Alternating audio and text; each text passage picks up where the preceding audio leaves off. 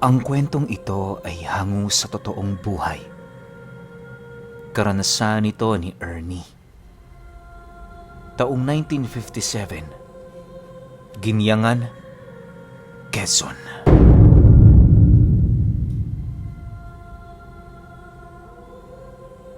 Itong mga panahong ito, kasalukuyang naninirahan si Ernie sa Ginyangan.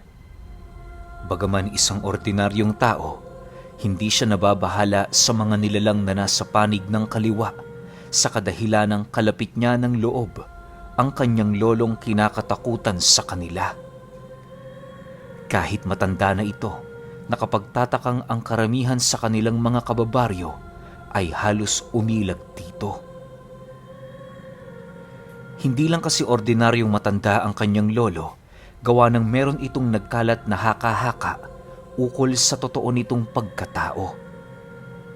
Maniwala kayo o hindi, ang lolo ni Ernie ay isang uri ng albularyo na kumakain ng karne ng tao na namatay dahil sa hindi matukoy na karamdaman. Ginagawa niya ito upang sa mga susunod niyang pasyente magkaroon siya ng kaalaman sa ganoong uri ng sakit.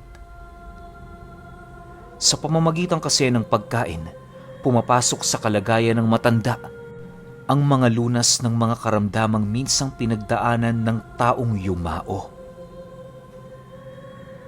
Sa loob ng halos humigit 8 dekada, napakarami ng nakaing tao nitong kanyang lolo.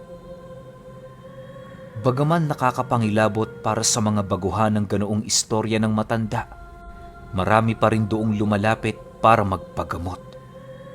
Isa na doon ang pamilya ni Ernie at ang iilan nilang mga kadugo na nanggaling pa sa ibayong lugar. Isang araw, nagkataon naman noong wala siyang trabaho. Dahil sa wala siyang magawa sa kanilang tahanan, nagpasya siyang bisitahin ng matanda na nakatira lamang sa likurang bahagi ng kanilang tahanan. Pagpasok niya sa kubo ng matanda, nadatnan naman niya yung nagkakape habang nagbabasa ng isang maliit na libro. Pagsilay sa kanya nito, agad naman siya nitong sinenyasan para umupo.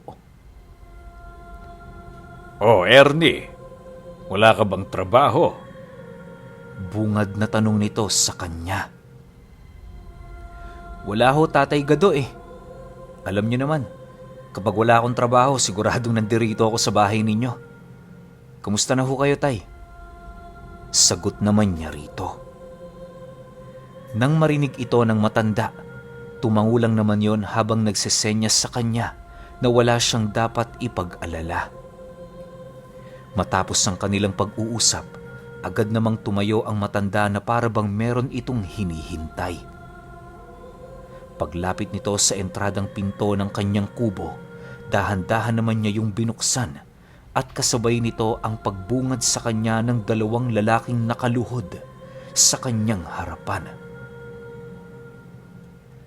Habang nakatayo ang matanda, agad naman itong hinawakan ang mga ulo ng panauhin habang nagsasabi ng, Tama na ang formalidad. Pumasok na kayo. Kanina ko pa kayo hinihintay. Matapos nitong makapagsalita, dahan-dahan namang pumasok ang 2 habang nananatiling walang imik. Si Ernie naman noon, nananatiling nagmamasid na para bang hindi siya makapaniwala sa mga bagay na kanyang nasilayan.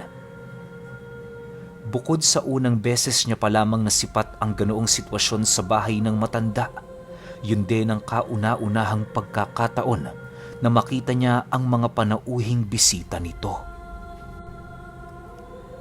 Habang nakaupo silang 4 noon sa sala, ramdam niya ang pagtitig ng 2 lalaki. Hindi naman niya ito gaanong pinapansin sa kadahilan ng nakatuon ang kanyang wisyo sa kanyang lolo. Ilang minuto pa ang lumipas, doon na nagtanong ang matanda sa kung anong mensaheng daladala ng mga ito. Walang sabi-sabi. Agad namang inilahad ng isa sa kanyang mga bisita ang patagong pananakop ng isang pamilya ng mga gabunan sa kanilang baryo. Sa kasamaang palad wala silang kakayahang pigilan ito, gawa ng labis din ang kanilang pag-iingat para sa kaligtasan ng kanilang pamilya. Nang marinig ito ng matanda, agad naman yung tumitig sa dalawa habang seryosong inilalahad ang mga bagay na kinakailangan nilang gawin upang hindi sila mapahamak.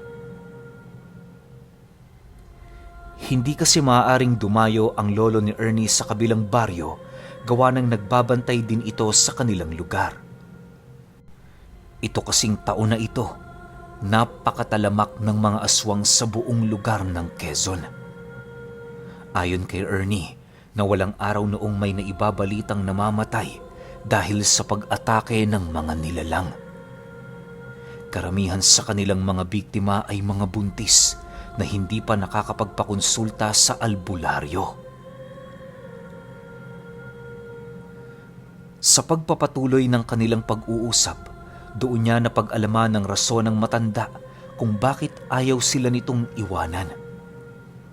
Bagaman hindi ka panipaniwala ang naging istorya nito, inilahad nito sa kanya na kaya hindi siya umaalis sa tabi ng pamilya ng kanyang apo, gawa ng maraming tiktik ang umaaligid sa paligid. Para sa matanda, napakahalaga ng pamilya ni Ernie, gawa ng ito na lamang ang natitira niyang dugo. Labis-labis din ang pag-iingat nito sa kanyang panganay na lalaki, gawa ng yon ang nakikitaan ng matanda ng potensyal upang maging kanyang tagapaghalili. Ayon sa matanda, na ang kanyang kakayahan at abilidad hindi na kinakailangan pang ituro o pagsikapang matutunan. Sa taong tunay na nagmamana nito, kusa na lamang yung lalabas ng hindi niya nalalaman.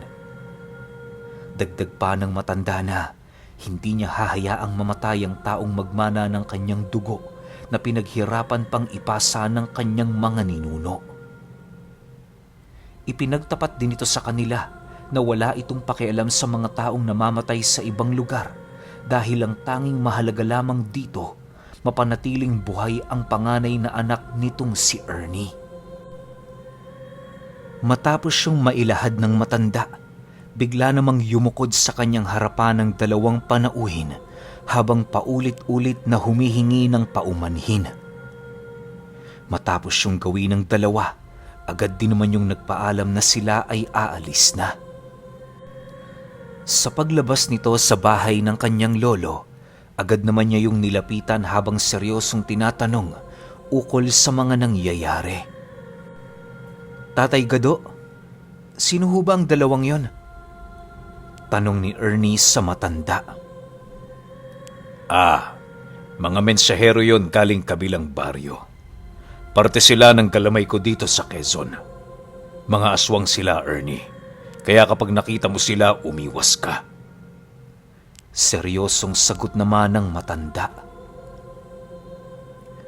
Pagkarinig niya sa sinabi nito, bigla naman siyang natulala sa kadahilan ng hindi niya lubos maisip kung bakit napakakaswal lang sa matanda na sabihin ang ganoong bagay.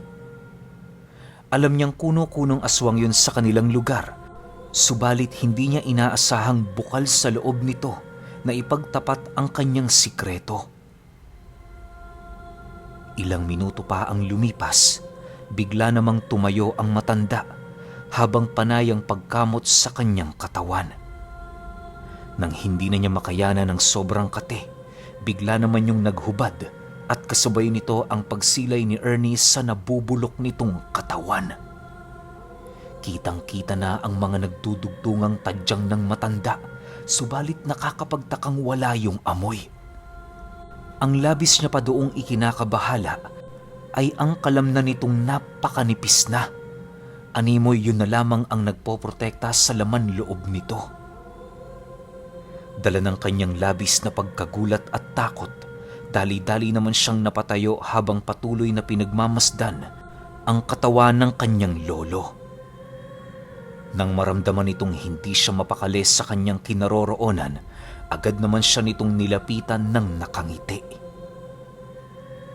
Ayon sa matanda, wala siyang dapat ipag-alala gawa ng napakatagal na nitong dinadala ang ganoong karamdaman.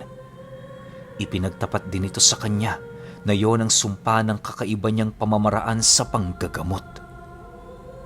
Aminado kasi noon ang kanyang lolo na kapag kumakain siya ng karne ng tao, habang buhay na niyang dadalhin ang sakit ng mga ito.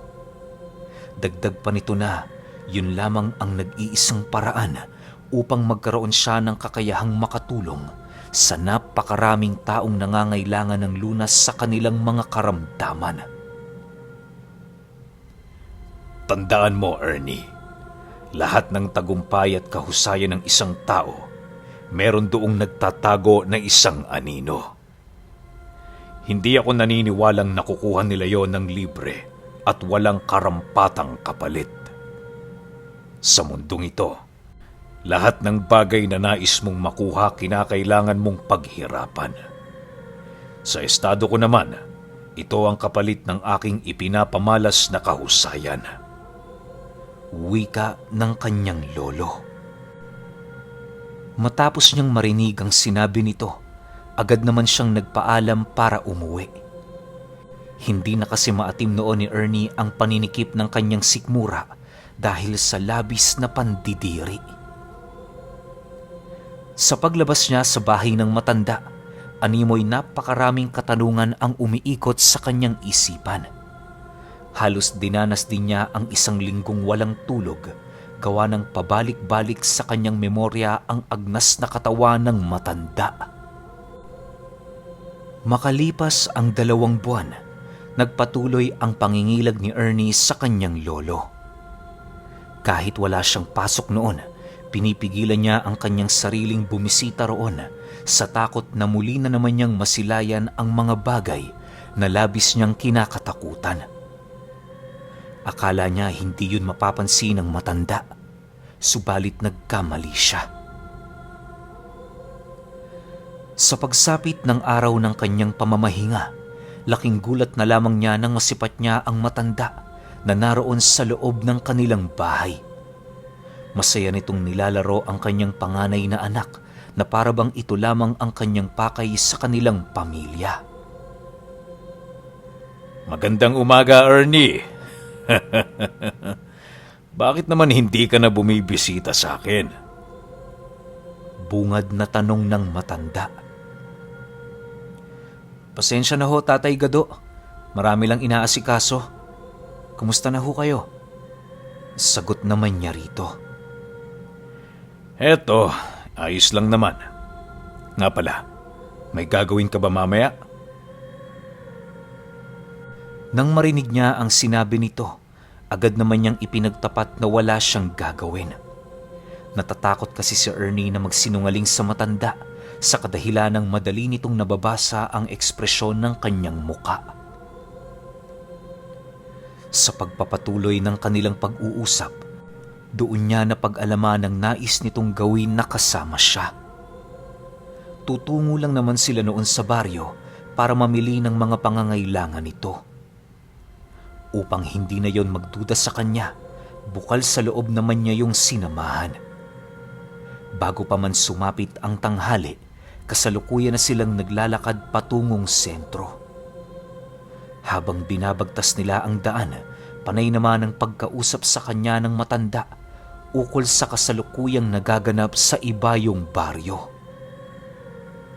Ayon dito, kaya lang naman siya napabisita sa bahay nila Ernie upang ibigay dito ang babala ukol sa pagdating ng mga gabunan. Paulit-ulit nitong ipinapaalala sa kanya na huwag niyang palalabasin ang kanyang panganay kapag sumasapit ang hapon. Gawa ng yon ang oras ng pagmamanman ng mga nilalang sa kanilang lugar. Dagdag pa nito na kahit napakadelikado ng kanilang mga kalaban, wala sila doong dapat ipag-alala. Ang labis na ikinakabahala lamang ng matanda ay baka mapag-alaman ng mga nilalang na yon ang tungkol sa pagkatao ng panganay na anak ni Ernie. Matapos niyang mapag-alaman ang tungkol sa bagay na yon, tila ba hindi na niya alam kung ano ang kanyang gagawin. Bagaman walang sapat na basihan ang sinasabi ng matanda, Labis siya doong naniniwala dahil sa minsan na niyang nasaksihan ng kakaiba sa katawan nito. Sa pagsapit ng gabi noong araw, nagpasya si Tatay Gado na doon na muna matulog sa kanila pansamantala. Upang masigurong ligtas ang anak ni Ernie, itinabi niya yun sa kanya at pinalibutan ng napakaraming mga pangontra. Sa paglalim ng gabi, naging maayos naman ang lahat. Napakatahimik ng paligid at mga kulisap lamang ang iyong maririnig. Sa pagtungtong ng alas 11 ng gabi, bigla naman noong napabalikwas si Ernie sa kanyang hinihigaan nang maramdaman niya ang pagtayo ng matanda. Kahit malayo siya sa silid nito, ramdam niyang naglalakad yun sa kadahilan ng napakarurupok na ng sahig ng kanilang bahay. Ilang minuto pa ang lumipas, nakaramdam siya ng isang napakalamig na kamay na humawak sa kanyang balikat. Pagsilay niya doon, pumungad sa kanya si Tatay Gado na nakahawak habang seryosong nakatitig sa kanya. Maya-maya pa, napilitan siya noong tumayo, gawa ng paulit-ulit siya nitong sinisenyasan na bantayan ng kanyang anak. Sa pagdating ni Ernie sa silid ng kanyang panganay, mahinahon naman siyang binulungan ng matanda na kahit na anong mangyari huwag niyang iiwan ang lugar. Paglabas nito sa kanilang bahay, doon niya narinig ang napakaraming huni ng tiktik sa buong paligid. Dahil sa pangyayaring yon, doon niya napagtanto na maaaring inaatake na sila ng mga nilalang na nanggaling pa sa ibayong lugar. Upang masipat ang kalagayan ng matanda, minabuti niyang gumawa ng siwang sa dingding ng kanilang tahanan. Pinatay niya dinoon ang lahat ng gasera sa loob, nang sa gayoy maging maliwanag sa kanya ang lugar sa labas ng kanilang bahay. Habang nakasilip si Ernie, kitang-kita niya ang matandang nananatiling nakatayo. Ilang minuto pa ang lumipas, bigla namang lumitaw sa harapan nito ang 7 nilalang na merong nanlilisik na mga mata. 3 sa mga nilalang na yon ay halos doble ang taas sa kanya na siya namang labis niyang ikinagulat. Ang 2 sa mga ito ay merong malalaking katawan, subalit napakaliksi nito kapag gumagalaw. Habang pinagmamasdan niyo ni Tatay Gado, nananatili lang naman siyang kalmado sa kabila ng mga demonyong nakaharap sa kanya. Maya-maya pa, bigla naman yung ngumisi at kasabay nito ang mahinahong pagwika nito ng, Hindi ba kayo naabisuhan ng mga kauri ninyong pinatay ko? Matapos nitong makapagsalita, dahan-dahan naman itong hinubad ang kanyang damit na kung saan bumungad sa kanya ang likuran nitong bahagi na merong mga marka. Marka na nagpapatunay na hindi isang ordinaryong tao itong si Tatay Gado. Habang pinagmamasdan ito ni Ernie, hindi niya mapigilang mahilo. Dumating na nga noon sa puntong mawala na siya ng ulirat dahil sa biglaang pagbigat ng kanyang pakiramdam. Pagbaling niya sa ibang lugar ng kanyang atensyon, nakarinig siya ng isang napakalakas na pagsigaw sa kinaroroonan ng matanda. Sa muling pagsilay niya doon, bumungad sa kanya si Tatay Gado na tangan-tangan ng kaliwang kamay ng isang aswang. Dahan-dahan niya yung kinakain habang nakatitig sa mga ito. Dahil sa pangyayaring yon, bigla namang sumugod sa kanya ang mga gabunan. Lahat ng direksyon mula sa kanyang kinaroroonan ay umatake ang mga ito, subalit hindi siya nito nagagawang masugatan. Ang mga pinsalang kanyang natatamo, kusang bumabalik sa normal sa pamamagitan ng kanyang naagnas na katawan. Sa pagpapatuloy ng ganoong pangyayari, bigla namang napaatras ang mga aswang habang patuloy itong pinagmamasdan. Nang masipat ng isa sa mga ito ang marka ni Tatay Gado sa kanyang likod, bigla naman yung kinilabutan ng sa hindi malamang dahilan. Anong uri ka? Nanginginig na tanong nito. Nang marinig ito ng matanda, tumawa lang naman yon habang sumasagot sa nilalang ng, Nakakalungkot naman. Isa ang aking lahi sa pundasyon ng inyong pinagmulan, subalit hindi ninyo ako kilala. Siguro dahil sa tagal naming pagkawala, nakalimot na kayo sa aming pag-iral. Kung gayon, hayaan niyong ipakilala ko ang aking sarili sa inyo. Matapos nitong makapagsalita, bigla naman yung nag-usal at kasabay nito ang kanyang pag-ihip nito sa palad habang dahan-dahang yumuyuko. Paghawak ni Tatay Gado sa lupa, bigla namang napasigaw ang gabunan na kinuhanan niya ng kamay. Habang nagsisisigaw ito sa kinatatayuan nito, dahan-dahan naman yung nilalamon ng lupa hanggang sa dumating ang puntong wala na doong natira. Pilit pa yung tinutulungan ng kasama nito pero hindi talaga yun umuubra. Makalipas pa ang ilang minuto, muling gumalaw si Tatay Gado upang waksan ang kapangahasan ng mga aswang. Walang habas niya yung inatake, subalit dahil sa liksi ng mga nilalang, nagagawa siya nitong mailagan. Sa paulit-ulit nitong pag-ilag sa kanya, nagawa na nga niyang madakip ang isa pa nitong kasama. Paghawak niya sa ulo nito, agad naman niya yung kinagat sa muka na siyang naging sanhi ng mabilisan nitong kamatayan. Pagtapo ni Tatay Gado sa bangkay nito, kitang-kita ni Ernie ang paghahabol hininga ng nilalang. Ang tanging nagawa na lamang nito, kumapit sa lupang kinalagpakan niya habang naghihintay ng nalalapit na katapusan ng kanyang buhay. Sa pagpapatuloy ng ganoong kaganapan, tila ba doon na dahan-dahang nanghina ang mga nilalang. Kahit anong gawin itong pag-atake sa matanda, wala na yung nagagawa dahil sa kakayahan nitong pahilumin ang kanyang sarili sa loob lang ng napakaiksing panahon.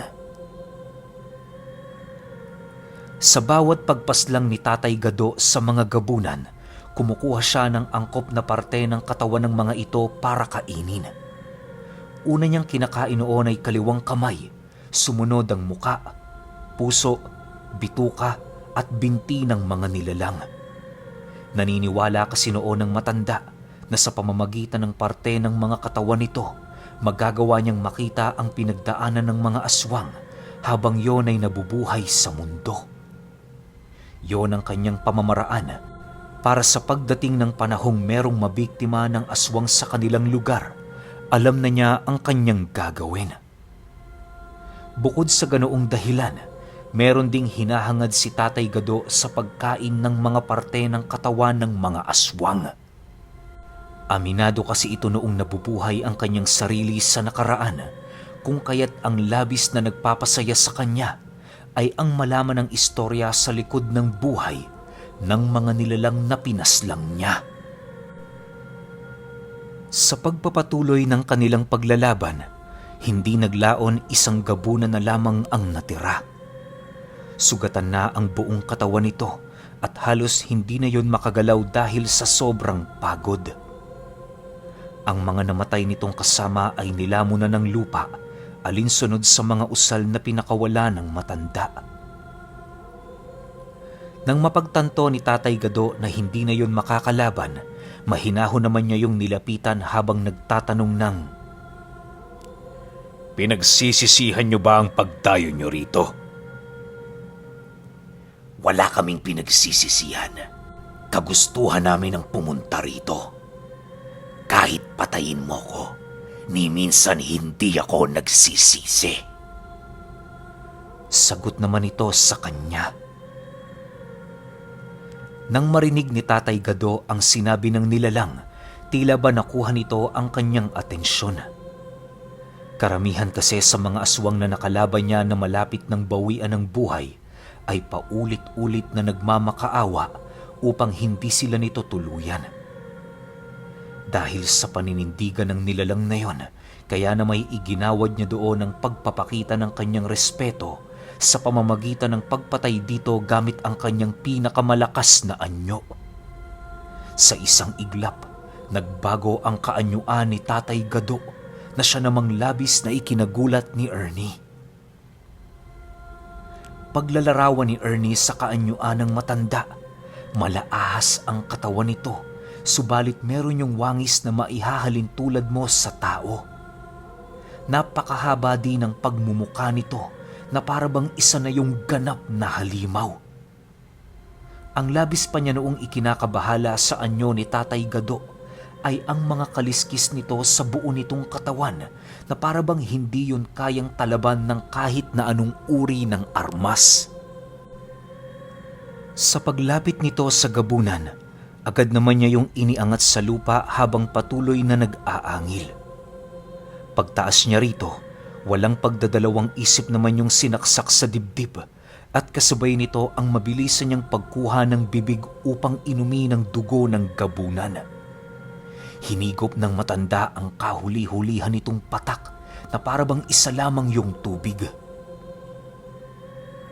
Sa pagkawala ng buhay ng gabunan, buong lakas naman niya yung ibinalibag sa lupa na kung saan hindi naglaon pumailalim din ng katawan nito. Sa pagkawala ng bakas sa buong paligid, dali-dali namang pumasok si Tatay Gado na parabang walang nangyari. Nang masipat nito si Ernie, ngumiti lang naman yon habang pinagmamasdan ang kanyang panganay na anak. Ernie, bantayan mo ng maigi ang iyong anak. Malapit nang sumapit ang 6 na buwan kong pamamahinga. Inaasahan kong ikaw na muna ang bahala sa aking kubo. Kapag merong nagtanong kung nasaan ako, huwag mo nang pansinin. Hayaan mong sa pagbalik ko, ako na ang magsabi sa kanila. Wika ng matanda. Matapos nitong makapagsalita, dali-dali naman yung bumalik sa kanyang tahanan. Magmula noong lumabas ito sa bahay nila, hindi na yon nakita ni Ernie. Ilang buwan pa ang lumipas, wala pa rin siyang balita sa matanda.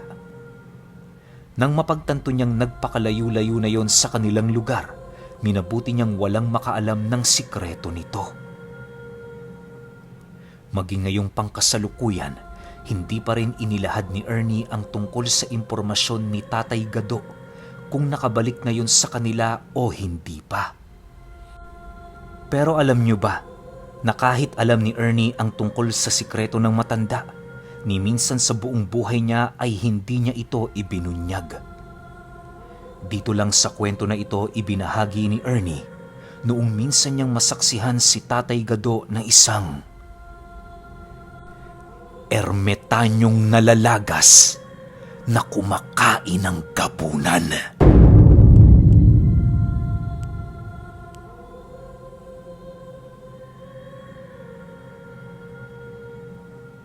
Okay, opinyon ko sa kwento. Grabe, sobrang grabing angas ng kwento na to. Alam nyo, nanghihinayang lang ako kasi hindi nabanggit kung anong lahi na papabilang itong si Tatay Gado. Pero isipin ninyo, ganun to kalakas. Bukod sa nakakapagpagamot siya ng may mga sakit sa kanilang lugar, tapos kumakain din siya ng karne ng tao, ang pinakamatindi, kinakain niya yung mismong gabunan na kumakain ng tao. Alam niyo yung cycle na yon na akala kasi natin, di ba, ang pinakamataas na kumakain talaga ng mga laman ng tao aswang talaga. Yan nga gabunan. Pero hindi natin alam na meron pa palang mas mataas dun. Ang tanong ngayon, anong lahi nito ni Tatay Gado? Di ba ang hirap makapagsabi kung ano, tsaka ang hirap din manghula Sayang lang no, alam niyo ba na sobrang ganda kung magiging series to? Kaso kasi natatakot din si Ernie na ibulgar yung sekreto ng lolo niya Talagang never niya talagang sinabi yon kahit kanino. Buti nga napaunlakan na ikwento dito sa channel natin kasi kung walang pagpapaunlak ni Ernie, malamang wala tayong magiging ganito kabagsik na kwento na alam kong talagang pinakakakaiba sa lahat ng kwentong napakinggan ninyo. Kasi isipin nyo, ermitanyo, tas kakain ng gabunan. Sa kayo nakarinig ng ganun, dito lang yun, di ba? Pero kayo pa rin tatanungin ko. Kung may opinion kayo sa kwentong ito, i-comment nyo lang sa baba. Yun lang, hanggang sa susunod na kwento. Salamat.